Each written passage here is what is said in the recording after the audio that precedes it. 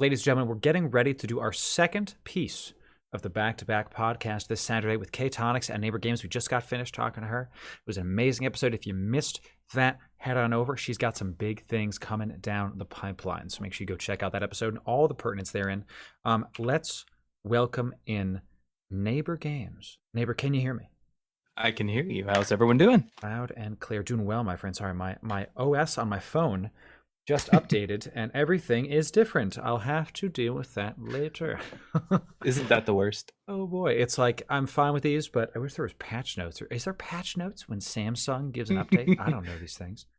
Not that I know I of. have no idea. Amazing. So chat Neighbor Games, you can check him out over at twitter.com/NeighborGames and or twitch.tv/NeighborGames. Neighbor, it's a pleasure to talk to you and Kay. And of course, I forgot to mention this in the podcast with Kay. Chat, y'all know that we've all hung out with these amazing people when Timethrow and I went to Utah to go visit Coffee and Curio for Comic-Con for FanX. And it was a super fun time, just like showing up and just like, I just remember sitting on Coffee's floor, just chatting with y'all about like random stuff. So right. Fun. It's some of the most fun I've had in a while. It was great. The actual con kind of surprised me. Did you like that convention? I didn't love it. I'll just put it that way. No, and well, most of the conventions that we've been to in our home state and surrounding areas were mostly geared towards anime as opposed to the like comic side or gaming side and everything. That's present by all means, but there is it was anime and it was very small. So this was one of the bigger ones I've been to. We went to one called Indie PopCon in Indianapolis. This was closer to that.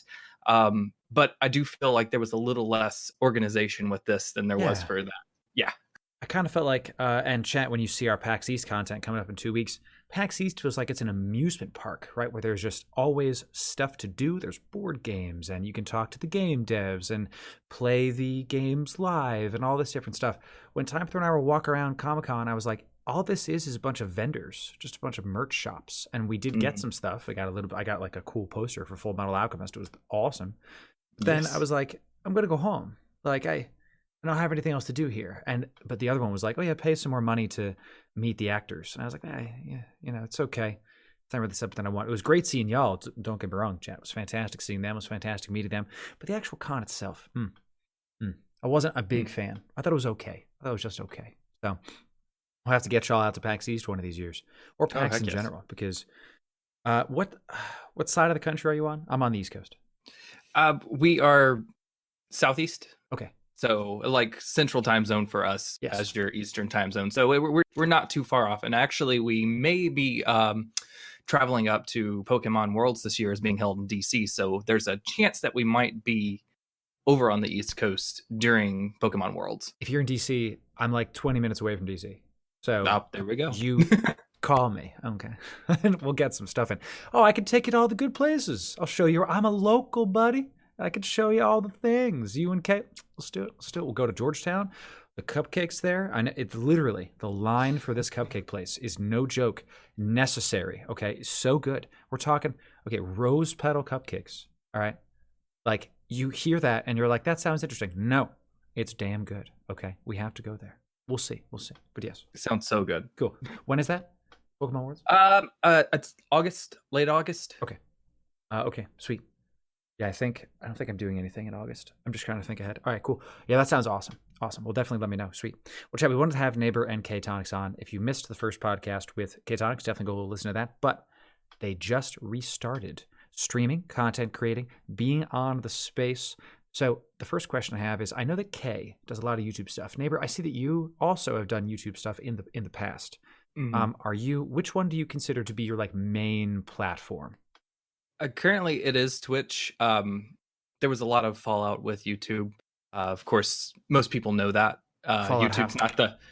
It's it just because it doesn't seem like it is creator friendly like Twitch is. Twitch has a lot of feedback they give you. They keep you looped in very much. YouTube, it's if you're not pulling in thousands of views, you're not relevant. Is how I felt. And while I know K-Tonics mentioned this. I enjoyed making YouTube content. I enjoyed. I made a ton of skit videos. Opened up Pokemon cards, playing games. Super duper fun. Super duper time consuming though, and for not the payoff that I was looking for. And I may have had a different mindset for it back then, and that doesn't mean I won't revisit it at a later date. But right now, Twitch is basically where I want to sit at. Right. And this, Chad, this is a very important lesson to understand is that now all of these, I'm going to mention a self-help guy, one of those people you see on YouTube like Gary Vee or Tony Robbins, and his name is Grant Cardone. All of these guys, you got to take with a grain of salt because they're at the same time that they're telling you to inspire you, they're trying to sell you something. So take this with a grain of salt, all right? Something that Grant Cardone and Gary Vee says is that you got to quadruple down on the thing that's like paying you, right? The thing that, yes, that you enjoy, but the thing that's actually enabling you to live, right? Like there's the starving artist mentality. It just doesn't work in this day and age, of debt. And, we got to own a house at some point. I don't know when I'm going to own a house, and I'm 30. I have no idea because of just all the debt that I've accrued and all the mistakes I've made financially, right? If I had chosen, as Neighbor has done, to focus on the things that are paying the bills earlier, I don't know if I would be in the mess that I'm in now. But, that's a great thing, Neighbor, that you have seen that YouTube has not fulfilled your finances. Is that fair to say? That very true. Was it purely financial, or was it also, you mentioned, because of the time suck? Because it really is like you spent all this time for a maybe. Yeah, that was the majority of what it was. It was I'm spending as much time as I do at my day job making one video that I post. I may post 1-2 videos a week, and I'm not getting featured anywhere. I'm not getting featured everywhere on Twitch either, but I'm not. I've got a couple people coming in. There's everybody and their mothers trying to make a YouTube video that's entertaining, trying to get noticed, trying to become famous.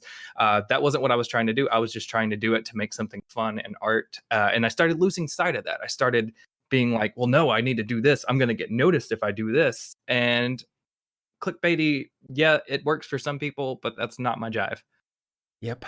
And you bring up an interesting point about getting noticed, is that I've found this formula to be the difference between Twitch and YouTube, and I wonder if you agree or disagree.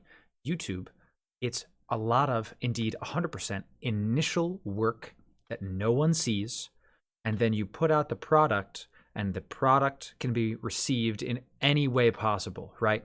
But there's zero, it's always post and pre-editing, never when the viewer is actually consuming it, right? So if the viewer doesn't like it, they can dislike, whatever. And that's really it, and they can comment on it, I guess. But if you're doing live content on Twitch, you can tweak it as you go. And so if I see the chat really isn't enjoying what I'm doing, I've literally stopped playing games because chat has not enjoyed it, because we see no one shows up, or because when we're there, people are like, I don't understand what's happening. Can you can you explain? And if one of our veterans is genuinely what's going on, then other people are also having that. So I've been like, yeah, okay, we have to modify this, but you can't do that on YouTube, because at least on the content that you make, not the non-live content, right? Because you put all this time and effort into it. That's why I said for a maybe, so This is, I think, the shift you're seeing with, I think it's part of the attention span issue that we have, we live in a society, chat, okay, where if it's not instantaneous, if it's not right here, it's doesn't hold as much value, right? So a lot of the stand up YouTubers that you see that made it on YouTube, that doesn't really have to be our way, and nor should it, for the sake of getting successful, right? So Neighbor, I think it's good that you're focusing on Twitch and the live content. Yeah, absolutely. And I try to give it the most I can, but at the end of the day, the way I focus with things is mostly I've got to work on my profession there. And Twitch is, while it's a fantastic thing that I enjoy doing, I'm not sitting there focusing 100% of my time to that. That is my day job. Right. My Twitch stream is specifically there for me, a place to unwind, relax, play games with friends, and have fun, and maybe help some things and some causes out on the side. That's just what I'm there for. Cool. So and that's a good distinction that you mention, the day job first, then the Twitch stream, I think a lot of people get this reversed, right? I've done this where I've like, we've all the content creators have had thoughts like, man, if only I would just get successful on Twitch, wouldn't have to do the day job anymore. The reality is there's always going to be a day job. Even if if content creation is the day job, you see these summits, these shrouds. I'm sure you saw the video, neighbor, of Shroud Chat, for those of you that don't know, is one of them. He just hit the highest number of subs he's ever hit on Twitch, 100,000 subscribers. It's nuts, right? A couple months ago, this was the same guy that was slamming his desk saying, I just don't know what to play. It's all boring to me. I don't like anything. I don't get it. Why is this not fulfilling me? He would like say things like that, not verbatim, but you understand that this was his day job, and it was becoming disheartening. Just him playing every single day. Playing the games became his day job, right? So, and is that to say, chat, that you shouldn't aspire for this? No. What I'm specifically talking about is you have to prioritize what's paying the bills over the hobby, at least until the hobby can pay the bills fully. Not one bill, all the bills, right? So good on you, neighbor, for keeping that day job and then coming to do the stuff on the side afterwards, right? Oh, yeah. Oh, yeah. So you, like I was just saying, you have this day job, but then you come in after. How many days a week are you seeing that you're streaming? Currently, I stream 2 days a week. 2? Okay, gotcha. Live. We're live on Mondays from 6 to 9, and then we're live on Thursdays from 9 to however long I could stay awake. Gotcha. That's awesome. And this is important to know, chat. So first of all, I think anybody that will hear about Twitch streamers will say, that's not a lot of day streaming, but this fits your schedule, right? As an adult, you've balanced out your schedule in such a way you have this awesome wife, you have this day job, you have this hobby you're trying to monetize, right? This is a way for you to be a part of your community, but not in a minimum way, but in a way that is balanced your life. Is that correct? That's absolutely correct. Okay. I'm just going to keep talking for you, okay? You know what I'm saying? Yeah, no. Just saying the words, right? So, I mean, you can continue putting words in my mouth. I have no issue with you putting words in my mouth if they're the correct words. If they're the right words, exactly. And it's an important thing, chat, to balance your life. And I have to ask the question, how have you come to balance your life? Did you sit down? What is the process you literally took to do that? Because a lot of people don't know how to do that. You know what I'm saying? Yeah. So I guess I focused a lot with my day job. There's a lot of organizational management that I have excelled at there.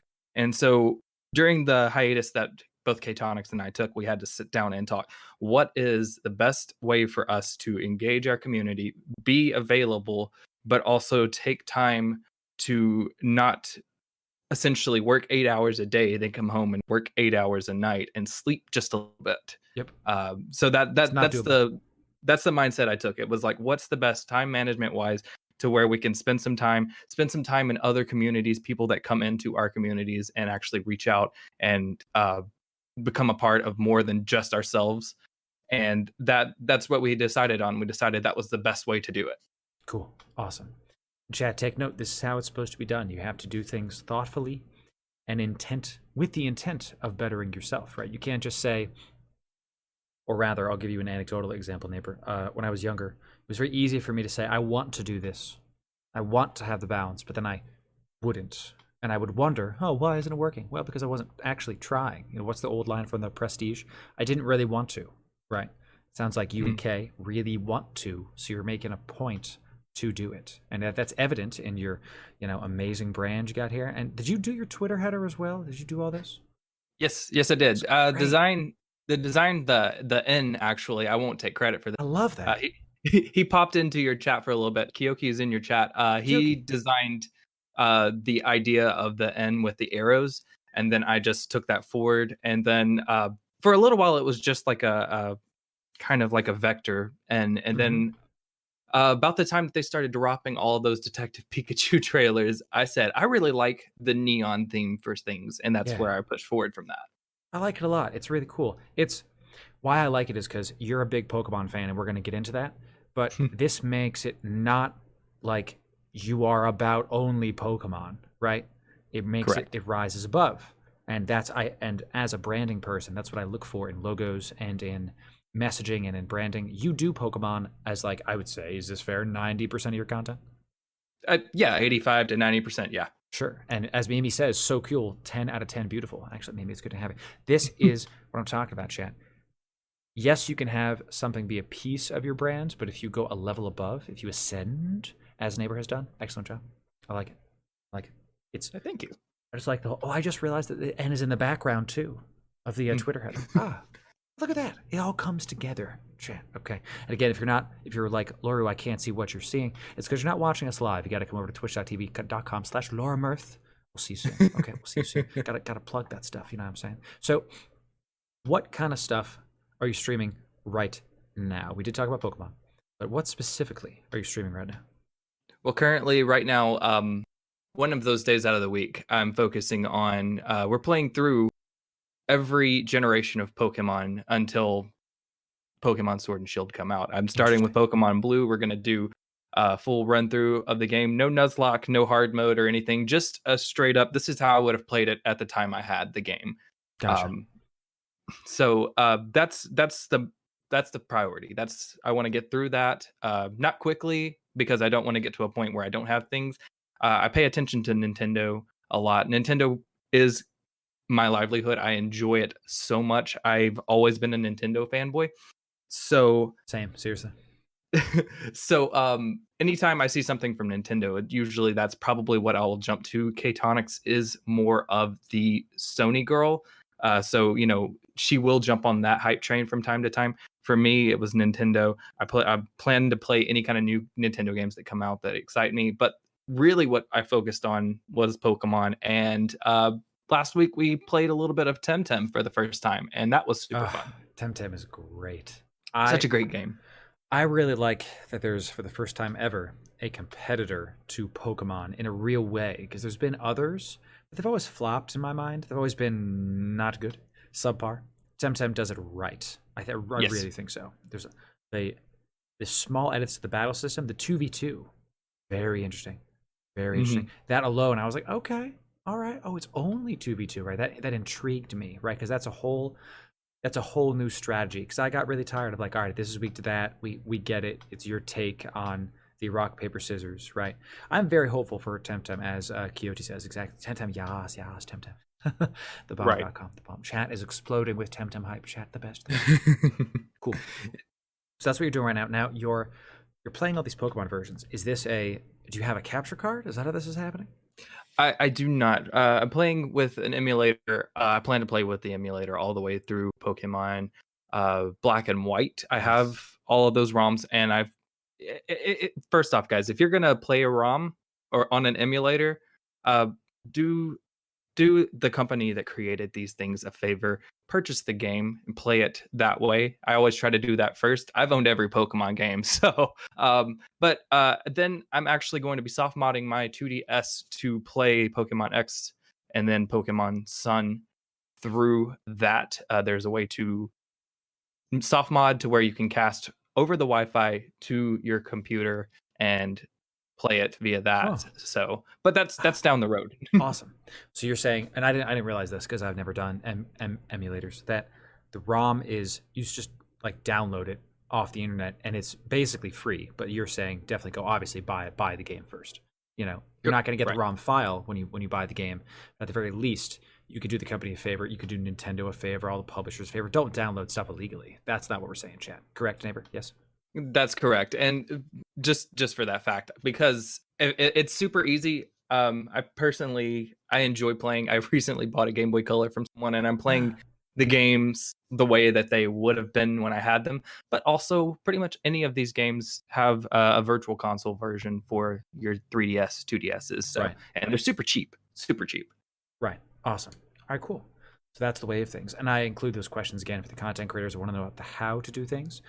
Trying to focus on that recently, trying to tell the people how to do it. Awesome.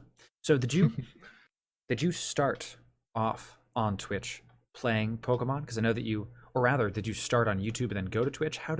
We asked the same question of okay, how did you begin? I began by making content on YouTube. I'm trying to remember. My first video that I ever posted was Astroneer. And it evolved. I was trying to be a variety channel, and I also had like sketch comedy. That is where I absolutely was happiest, was making these little sketch comedy videos and stuff like that. But then it evolved into Pokemon. Of course, I love Pokemon. I did a Nuzlocke.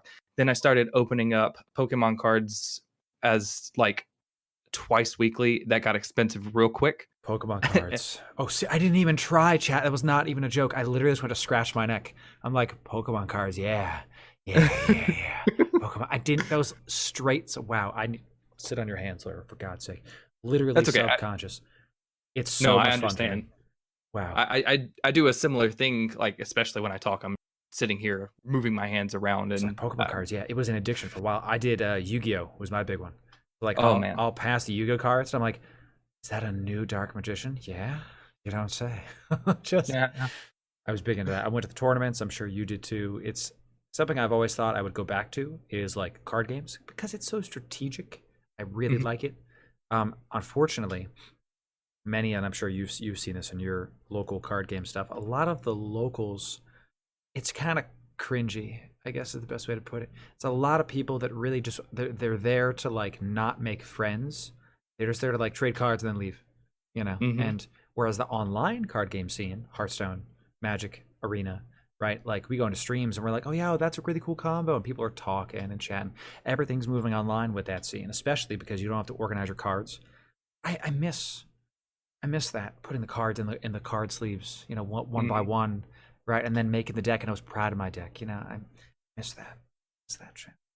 I 100%, and I wanted to do that. I would love to build and go because you're right, and I was into Yu-Gi-Oh, and of course Pokemon since I was 9. Or, I'm sorry, 7, and it's super great, and I've had plenty of decks built before. Whenever I was 12 years old, I was working on playing through regionals before Play Pokemon became a huge thing like it is now. I used to be a gym leader in a local card league that we had, and that was super fun. You were a gym Thought leader? about trying. You were pumping the iron all day, you know. I did. I I had the badge that Sabrina has. That's awesome. Escape. Yeah. And I really wanted to jump back into that, especially after going to Pokemon World last year. But the way that the standard format rotates so quickly and often, and with the new sets being released even more rapidly than they have been over the last 10 years, it's almost impossible, and it's super expensive. So I agree with you. The online versions of them, it's super easy to build multiple decks for little to no money whatsoever. Yeah, that's the unfortunate thing of capitalism with this, you know what I'm saying? Because they have to make money, but when it's a competitive game that is contingent on keeping up to date, indeed keeping up with the Joneses, that's one of the reasons that I couldn't continue doing cards myself, was because, and you bring an excellent point there, because there's just too much money. Like, I had no business when I was 22 spending money on hundreds, if not, I'm sure it was thousands, Chad, if I'm being honest, of dollars on pieces of cardboard, right? But in my head, I was like, no, this is an investment. This is a good thing. Nah, I ended up, I did sell a lot when I quit. I sold like my entire collection. It was crazy. I had to have my friends walk me to my car when we were leaving the regionals because the people around me knew that I had just been handed like a lot of money. You know what I'm saying? Because I like sold my entire binders, neighbor. Like all the hollows to the vendors, to people. It was crazy. So 10 cents for an online pack is versus $4 for a physical pack. Right. Yeah. You know, now, I do like what Pokemon's doing, though. I don't know if any of the other retailers are doing this, but like, I did see that Pokemon is having, if you own the IRL card, you scan a code and you get it on the digital platform. Is that correct? If you buy a pack of Pokemon cards, there is a code card in every pack. Oh, there's a code card. Yeah, and that code card will allow you to redeem that an online pack for that specific set. I wish they had implemented what was it, e-reader cards back, like card for card kind of thing. And you could scan it in, but that was before the TCGO online stuff started. So I would love to see them implement like that. If you're listening, Pokemon, there's an idea. Pokemon, listen to the people. We demand it. You know, ease of access and has been the single biggest business model that has been successful in recent time for video games and indeed gaming in general. Look at Fortnite and Apex Legends, the single biggest proponent of their success, chat, speaking from a branding standpoint, is that they were free to play, is that the reach it had was massive. So if, these card games could be something close to free to play, like that's Hearthstone. Isn't Hearthstone free to play? It is, right? These paper packs, but you can earn the packs. It takes a while, but you can. That's another reason that it was such a big game on Twitch. It has fallen down recently because with Magic Arena Magic is such a well flushed out game, and there's just a lot going on. And Hearthstone was kind of simple and really RNG focused. Did you ever play a lot of Hearthstone, Neighbor? I did. I played Hearthstone for a little bit. I picked up a little bit of Magic too, but not really. I was a little lost in Magic. But Hearthstone was a great game. I love them all. I really want to play Gwent. Love Gwent. Also the a very Witcher good card one. game. Oh my gosh, it's like chess. That's what it feels like to me. Like Magic, you're basically, I feel very like similar to Yu-Gi-Oh and Hearthstone, where you have this resource management, and that's fine, but it just feels like a card game. Whereas Gwent feels like chess because it feels like I'm playing Texas Hold'em. Because the person across from me, I actually have to like think, what is the person going to do, not what is the combo he might have in this situation. There's like a level above, which I wish I could play more. Yeah. So, cool. So you started with all these things. I'm going to come back to you now. I'm tired of talking. So you started on YouTube doing these things. What was your first forte into Twitch? My first forte into Twitch. My first game that I played Pokemon. I started a Nuzlocke run. I know, huge Amazing. surprise, Huge success. I started a Nuzlocke run to where every time I lost a Pokemon, I know your community has also seen you play some Nuzlocks as well. Every time I lost a Pokemon, which means that Pokemon died, I would eat a habanero. I didn't realize you would die too. Yeah, I would die a little bit on the inside. Yeah, those are no joke. And you would straight just bite into a habanero? That is more power. It was I realized real quick that was not the correct pepper that I needed for that challenge. It's not the move. No way. It's not the move. If you fight a gym and 3 of your Pokemon die, so you have to end your stream. That's gonna be terrible. And then Kay has to take care of poor neighbor. That's so funny. Awesome. So, how long did that last? You doing the Pepper Nuzlocke challenge? It went on for a few episodes, but it, as you mentioned before, it was not pulling in exactly. Like I was enjoying it to as far as you can enjoy eating a hot pepper every time Pokemon bites the dust. So I ventured forward into other games. Did a little bit of variety stuff from there, but it's always come back to Pokemon, something that I know, something that I enjoy. Nintendo in general too, because I've done Mario Maker, Zelda. Those games are just staples in my childhood. Nice. So I've always focused around that and in the Pokemon game, but it's never going to be that's solid what I'm going to do, which is why we were talking about branding. I moved away from being branded directly associated with Pokemon because there may be something that comes up that I'm more interested in. I may not even, with the new setup and everything that I do with Twitch, I may move towards things that I also like to do in hobby times, like playing my guitar or writing music. You and doing Kay woodworking. could start a band. We kind of already are working on that. And why is the band's name Team Rocket? Okay. Or you're Jesse and she's James. Other way around. But the point is, or both, I don't really care, you know what I'm saying? That could be amazing. The Pokemon band. Just be Team Rocket. Start your sets by to protect the world from terrible music. Take that for free. You can have that advice, you know what I'm saying? So fun. Giving out advice over here. That's what I'm trying to do. Yeah, okay, exactly. And Chad, this is the balance, by the way. Here's a little piece of advice for you trying to do your branding. Your personal brand, which is what this is. Okay, if you see your Twitch streamer, if you see me, okay, the premium lower branding consultant right there. Thank you, Galaxy. Give that advice back, neighbor, says Tootsie. Take it and run. Chad, the balance you have to have with your branding is this. When you do a personal brand, when you own a personal brand, it has to be authentically you, not what you're liking right now or what you're about right now. It has to be authentically you. So Neighbor and Kay taking their brands and making them not about Pokemon in Neighbor's case or EVs. I saw you talking earlier in K Tonics' case. That's what you like, but it's not who you are. You have to make it bigger than the things you do. You know what I'm saying? Galaxy Nice. My personal brand is DBD. I tell you. My personal brand is a pizza delivering Dwight man. You know what I'm saying? Just the best. Okay. I love it.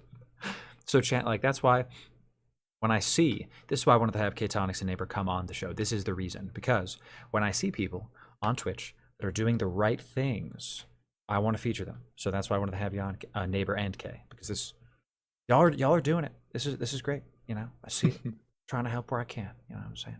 So, with that being said, coming back full circle, you started with Pokemon. How long have you been streaming for? It is probably a year and 3 months tops. Just it was in 2017. November of 2017 was the first time I ever streamed. So did you and Kay start streaming at the same time? We did.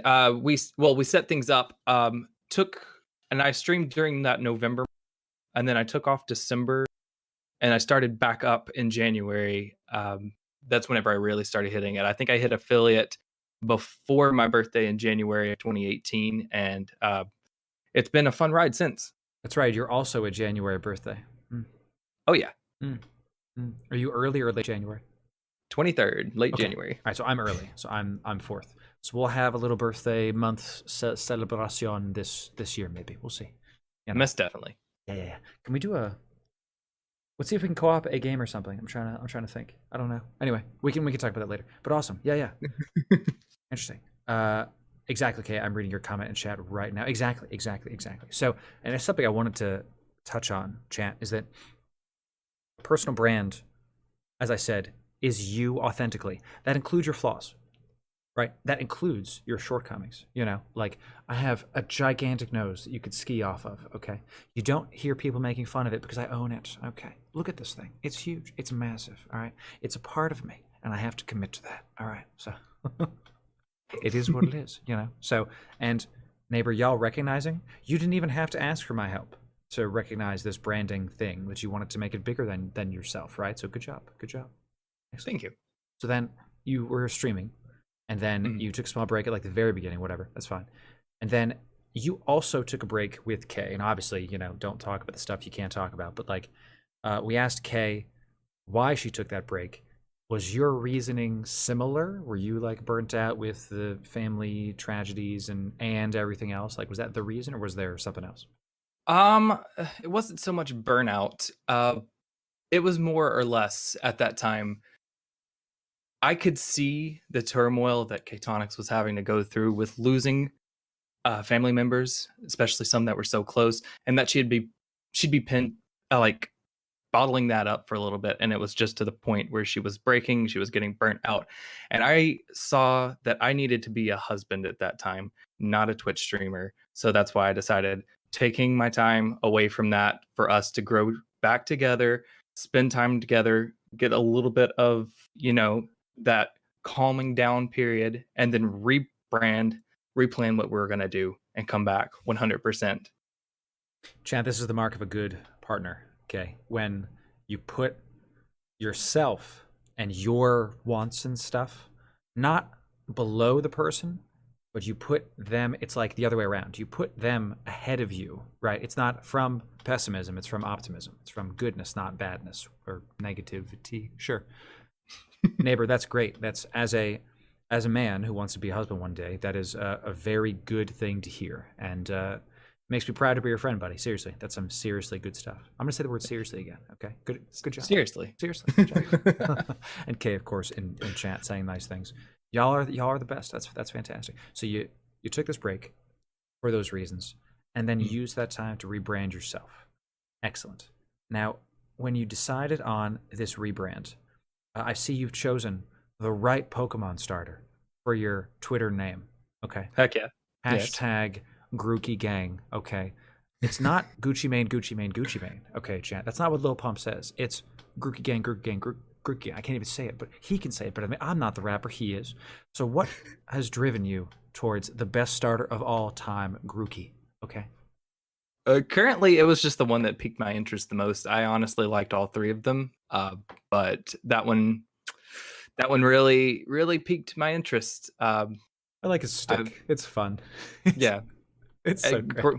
Grass monkey, that chunky monkey. That chunky monkey. That first day, I was like, wow, it's a grass monkey. And I just leaned in and I was like, oh my God, I must make this meme. And I just started posting it all over Twitter. I was like, grass monkey, that chunky monkey. It's so good. It's so good. Kay, what is Kay's favorite of the new starters? Currently she's leaning towards Scorbunny, but I'll put words in her mouth just because she would do the same. We are both going to sit here and wait until we see what the final evolutions are. That's the only way we've ever picked our starters. We don't just go off the first one because that's fair. We would have made a lot of mistakes. People are saying that Subal or Sobal's final evolution is going to be Inconsolable. That's ridiculous. Doesn't even make any sense. You know what I'm saying? Kay seems like a Sobel fan. Just saying. There you go. Says Galaxy in chat. That's awesome. Chat, we're of course referring to the new, I can't say words, to the new Pokemon version, Sword, Shield, and of course its final version, Pokemon Gun. I'm very excited for Pokemon Gun. Oh yeah. Pokemon Mortar seems like it's a bit too much. Pokemon Tactical Missile is going to be even crazier. I just can't. It's going to be nuts. I personally leaning towards Pokemon Nunchuck. Nunchuck, yes, of course. The B-side, the B-roll, if you would, of the Pokemon. It's amazing. So do you normally pick the grass starters then, Neighbor? Because that's me 100%. No, actually. And when I started, I was all water. Really? But I want to say around the time that Ruby and Sapphire came out, I took time and decided to pick them just based on which one I liked, not just because it was a water starter. And I've been all over the board with them. That's fair. I think the only time I didn't like the grass starter was Superior and Snivy. I didn't like that.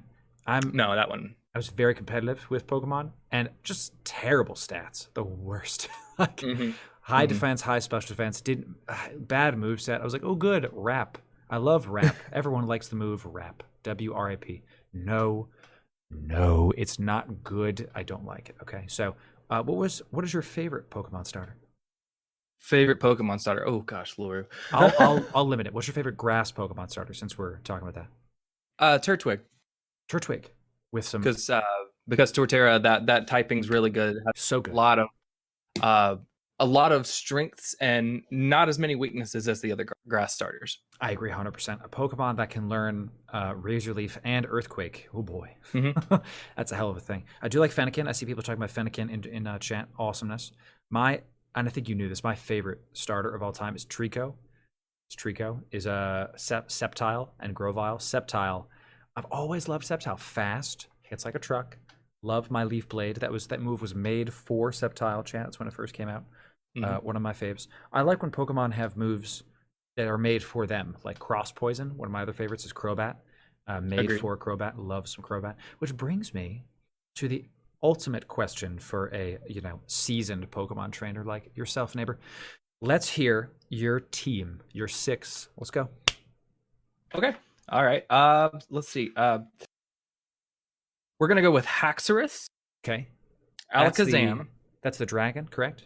Yes, that was the dragon from Pokemon Black and White. Is that the one that didn't have any wings? He just stood up.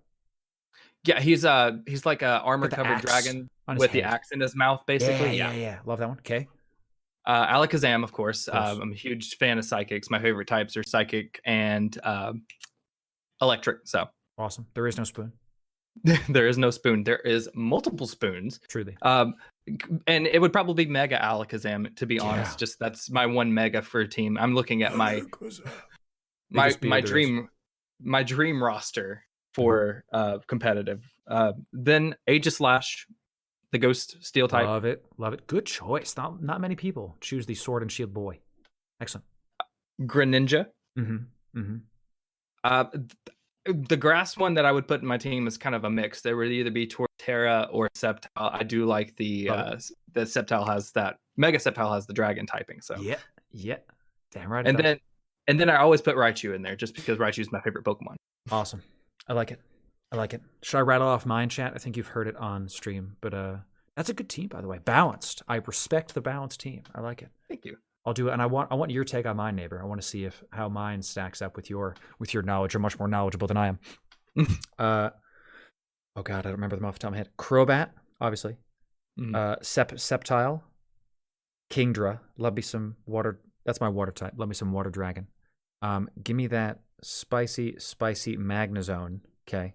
Always loved Magnemite, chat. I don't know. And then when I found I had a third evolution, I was like, oh yes, yes, please.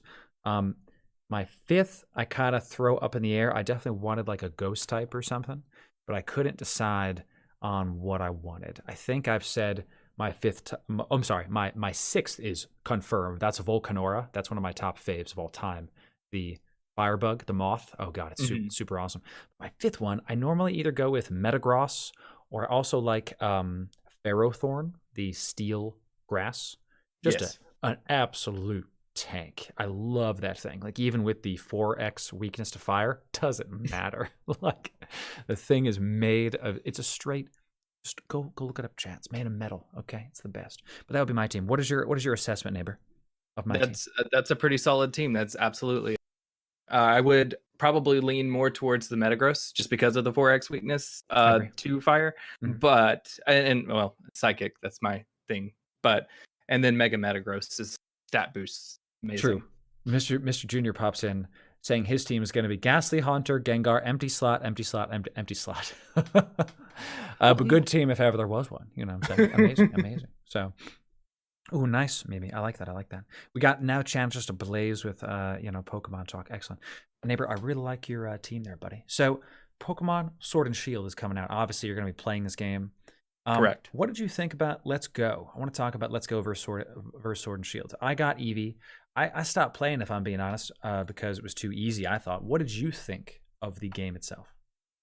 Overall, it was a good reach to a new generation to bring people in that like the people that play Pokemon Go on the regular. It was a really good I don't want to say cash grab, but it was a really good ploy to bring in those people, to bring it in and introduce them to a console version of a Pokemon game that yes was super easy, super easy to get through, but I enjoy it, and I guess I enjoy it for a different was the shiny hunting aspect, but just from the patience that I would have to put through it and find them, and it was one of the easiest games to find a shiny. Other than that, take it or leave it. I enjoy it. I wouldn't buy it again, but I did enjoy it for what it was at the time. I agree with you that when I got it, I was like, "God, it's so easy. Why is this so easy?" And then as I was thinking about it, I was like, "Oh, it wasn't for me. It wasn't made for the veteran, the one who's been playing Pokemon since he was 9." I remember in like first or second grade. I think it was second grade, chat, or maybe third. It was early in my life I played Pokemon. So as you say, it was an introduction for a lot of the new generation, the next generation, to play their Pokemon, their Pocket monsters with their mobile devices. So them playing them Pokemon Goes. So it was a good thing. I hope that Sword and Shield is not just another Pokemon version, because I know you saw me tweet about this, that like, it looks great. I love it that it's going to be in the Switch. We got new Pokemon, new starters, new area. Awesome. But if it's just another Pokemon version, I don't think I'm going to buy it, because I've already beaten the gyms and gone to the Elite Four and become the champion every time, Like, where's my MMO, Nintendo? I would pay so much money a month to be able to be in NayborGames Guild in the Pokemon MMO, okay? Just... hashtag Grookey Gang, best gang. We would own an area of what's the town? Celadon, with the mall, right?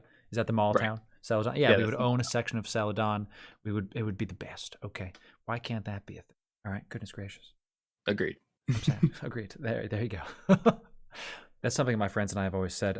Do you think, neighbor, that there'll be a Pokemon MMO at some point? I think it's definitely they definitely know it would be a thing that they could do. I honestly, in my opinion, and this may just be overreaching, I think as with the success that Pokemon had, if the Pokemon Company and Nintendo decided to release a Pokemon MMO, there's a good chance that a lot of people would not jump on any other game for a while. They would see a lot of sales for their other games plummet. True. True. So they're probably thinking that. They're probably just thinking, okay, I can't, if we would make a lot of money with this in the initial startup, but then once everybody has it, they're going to be playing it for years. And then we got to top that. Right. How are we going to top that? Continued content. Yeah, that's the unfortunate thing is that I've said this to you, chat. Speaking of branding, Pokemon is not just a video game. It is a worldwide recognized brand. It's as big as Coca-Cola. It's one of the biggest brands in the world.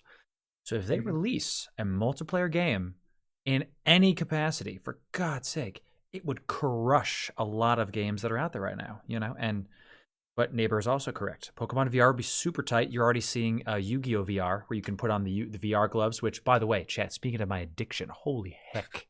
Have you seen this, Neighbor? Where you put on the freaking goggles? Oh my God. So there's it's like Yu-Gi-Oh! Dueling VR, where you put on the goggles, you got a dual disc on your arm, and you draw your deck, and you put it on the dual disc, and then the monster summons in front of you, like in the show. Okay. It's like Ready Player One V0. You know what I'm saying? It's... I saw this and I was like, "Is that Dark Magician?" So it's real. It's so good.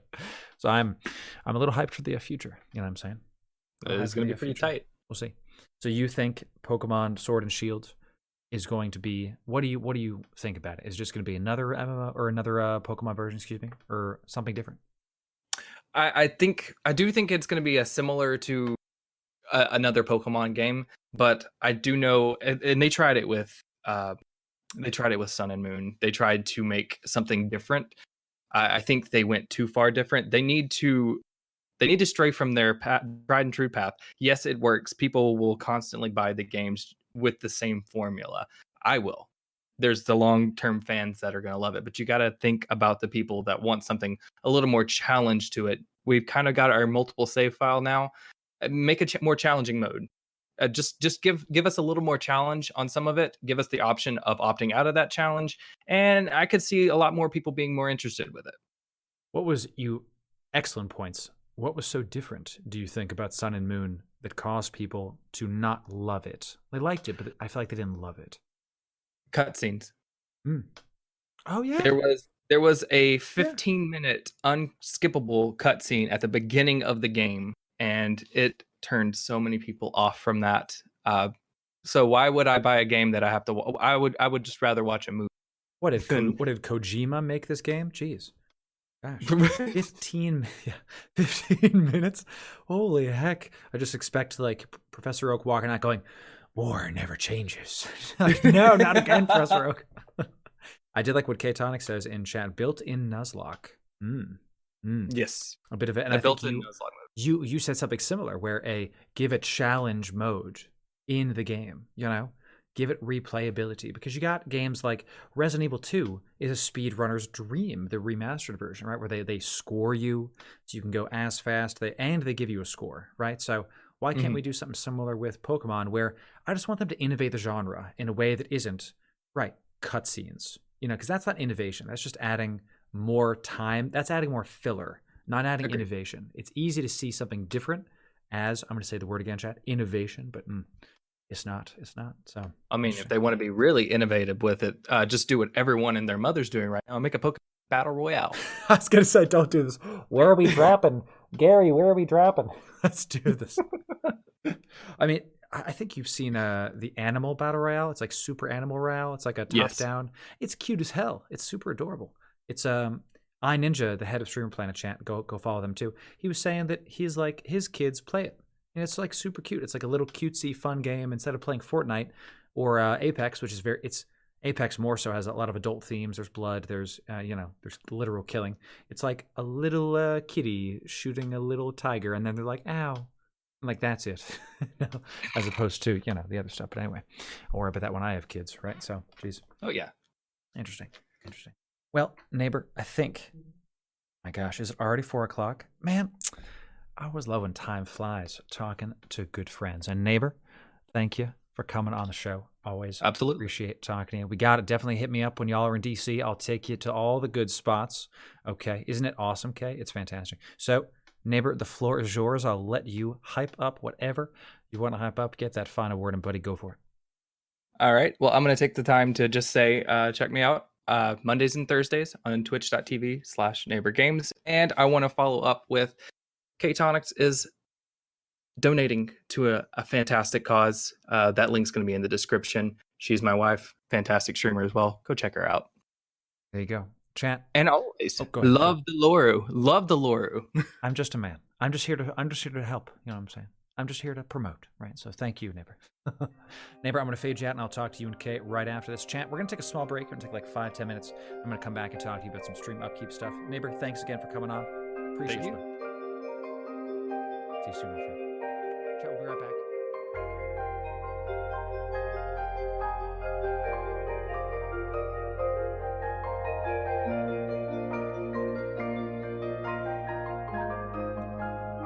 This has been another episode of the Sanctum Sessions podcast. If you enjoyed the content, make sure to follow or subscribe on all the big platforms. We're on all of them. This podcast is supported by our Patreon. Head over to patreon.loru.tv for exclusive podcast rewards. Once again, I hope you enjoyed this episode, and we'll see you next time.